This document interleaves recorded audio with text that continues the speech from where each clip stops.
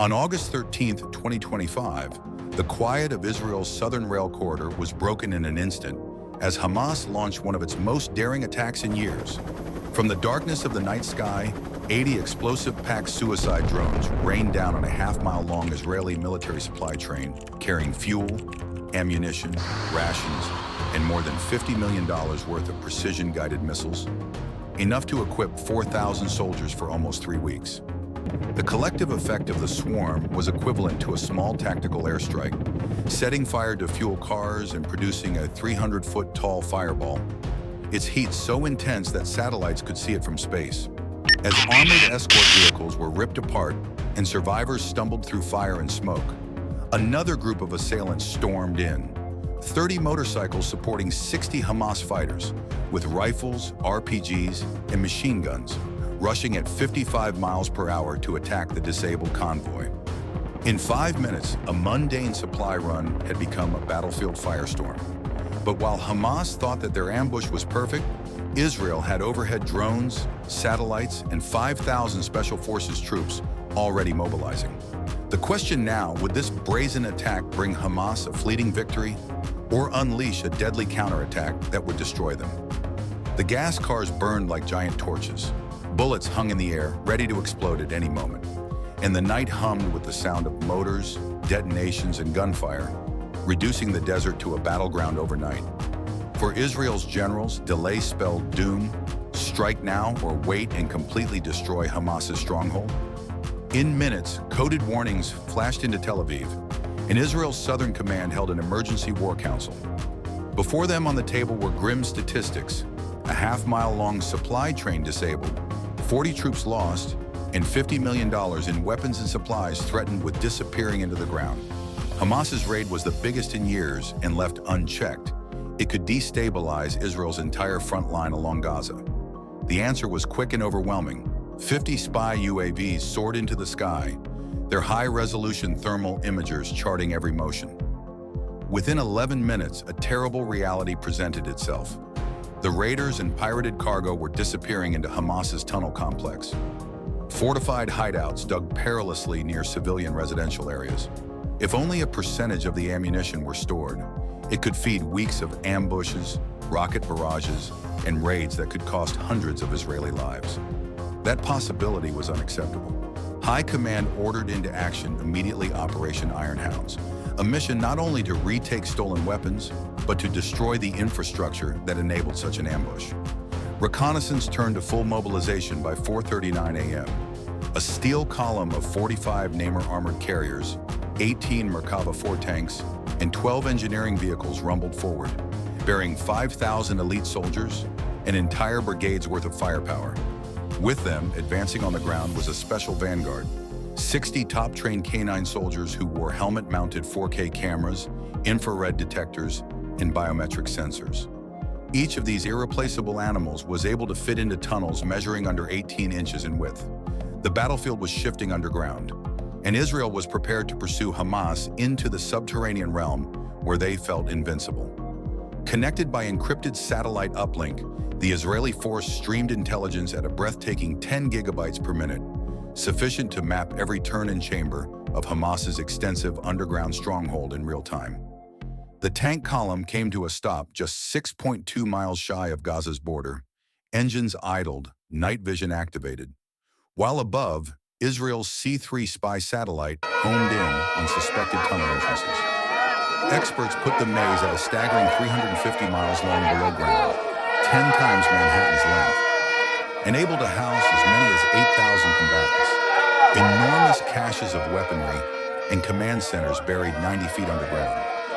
It was a secret city, bristling with guns, RPGs, and Iranian-supplied rockets. But the Israeli battalion moved in with precision, wielding seismic sensors, fiber optic strobes, and AI-guided mapping tablets that transform mayhem into blueprints.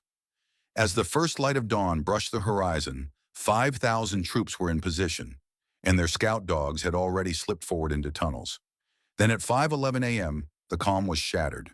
A deafening burst of more than 300 grenades erupted in less than 10 seconds, tearing into Hamas positions at tunnel entrances, toppling barricades, and sending panicked fighters scurrying. Above, the sky swarmed with 350 loitering munitions, drones fitted with explosives and live-streaming cameras, plunging with surgical precision. One vaporized a machine gun nest, another obliterated an RPG team, and within minutes, more than 60 militants were erased before they could mount resistance. But Israel's deadliest strike came underground. It was led by K-9 reconnaissance drones and satellite imagery, and it deployed 50 bunker-penetrating drones, each carrying shaped charges that fired plasma jets hot enough to blow through 3 feet of armor steel. In an instant, Hamas's central command room, located 90 feet underground, caught fire, destroying encrypted servers, communications equipment, and commanders who believed they were beyond reach. What had started as an ambush was now turning into the wholesale elimination of Hamas's underground army. Technology amplified each blow, making Israel's attack a spectacle of machine-aided precision. AI-powered targeting software scanned thermal and acoustic signatures in real time, so soldiers weren't shooting blindly down tunnels. They were hitting living, moving targets. Seismic sensors picked up footsteps and weapon movement below ground, immediately sending coordinates to drone pilots who reoriented their warheads with deadly precision. Hamas militants who believed they could move undetected suddenly found themselves tracked by machines that could detect them breathing. The devastation was overwhelming. A buried fuel depot with 20,000 gallons of diesel exploded in a fireball so large that it measured as a 2.1 earthquake, and a stash of 200 RPGs and 15,000 rounds of ammunition caught fire in chain reactions that raged for 7 minutes continuously. Above ground, the surviving fighters panicked, spraying blind fire into smoke. But each muzzle flash was an instant death sentence as UAVs hit within seconds. At sunrise, Hamas's below-ground fortress was crumbling, walls shattering, gasoline burning, ammunition exploding, communications going dark. What had been constructed in 15 years was destroyed in 45 minutes. At 6:02 a.m., the tunnels were a carnage of fire and broken steel, but the operation had just started.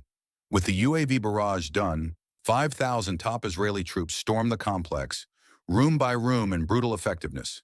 Within less than 90 minutes, over 1,000 Hamas militants were murdered in hand-to-hand combat. Another 500 surrendered in disbelief, and the remainder were driven into dead-end tunnels and arrested.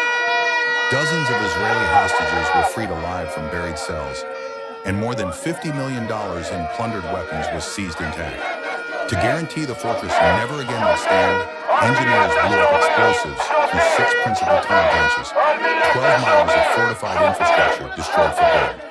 When the dust settled, Hamas's gamble had cost them everything. Their command center destroyed, their armory confiscated, and their most cherished buried base shattered. For Israel, this was not a recovery. It was a warning etched into the very ground itself. The tunnels themselves were messengers, delivering a message to every hostile force observing. No ambush, no fortress, and no weapon could survive Israel's reach. By dawn, the battlefield boasted louder than any press release. A supply train, which had been seen as a vulnerability, had instead been the lure which invited Hamas to excess and defeat. Within a matter of less than 2 hours, Israel turned calamity into crushing triumph. 5,000 troops rushing through tunnels, over 1,000 fighters killed or taken prisoner, dozens of captives rescued alive, and in excess of $50 million worth of booty, stolen arms recovered. The tunnel complex Hamas once had to crow about as impenetrable now was in shambles. 12 miles of tunnels destroyed, 20,000 gallons of fuel burned, and a 15-year investment in the base obliterated in 45 minutes. But numbers aside, the psychological blow was overwhelming. Hamas had gambled that shock and confusion could overwhelm Israel's discipline and technology. Instead, they were overwhelmed by it. Precision drones, satellites, AI-aided targeting, and ground forces combined into a war machine where defeat was almost unthinkable. For Hamas, the assault culminated not in victory, but in embarrassment. For Israel, it was not only a battle victory, it was a declaration incised by fire and steel. Ambushes can be orchestrated, tunnels can be excavated, arms can be smuggled, but ultimately Israel will always locate, hit, and destroy.